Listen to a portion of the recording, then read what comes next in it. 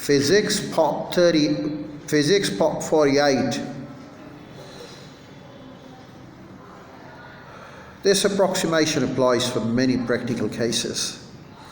However, there are two important types of motion for which kinematic equations do not apply: the circular motion and the oscillatory motion called simple harmonic motion. We shall deal with these separately in our oncoming chapter. Think about a particle moving along a straight line with constant acceleration, and the constant acceleration is supposedly a, as we call it. Suppose that its initial velocity as time t is equal to 0, and it is u after a further time t, its velocity has increased to v. From the definition of acceleration as change in the velocity time divided by time taken, we have a, which is equal to v minus u, divided by t, or rearranging, we can put it in an equation. V is equal to u plus at. From the definition of average velocity of v under a bar as distance traveled time divided by time taken, over the time t, the distance traveled, s will be given as the average velocity multiplied by the time taken, or s is equal to vt, average v with a bar.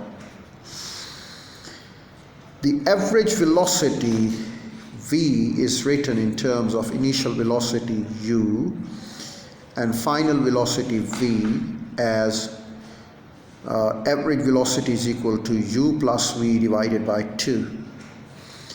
And using the previous equation for v, which is v is equal to u plus at divided by 2, which is equal to u plus at divided by 2. Substituting this, we have s is equal to ut plus half at square.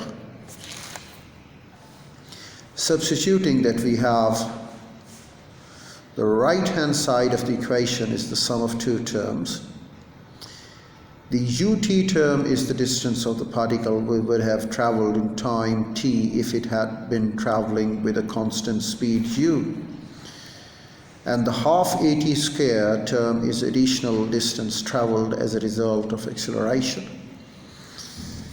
The equation relating the final velocity v, the initial velocity u, the acceleration a, and the distance traveled s is v square is equal to u square plus 2as. If you wish to see how this is obtained from previous equation, see the maths note below. From v is equal to u plus at, t is equal to v minus u over a. Substitute this in s is equal to ut plus 1 over 2 at square. S is u into v minus u divided by a plus 1 over 2 a v minus u whole square divided by a square. Multiplying both sides by 2a and expanding the terms, 2as is equal to 2uv minus 2u square plus y square minus 2uv plus u square, or v square is equal to u square plus 2as.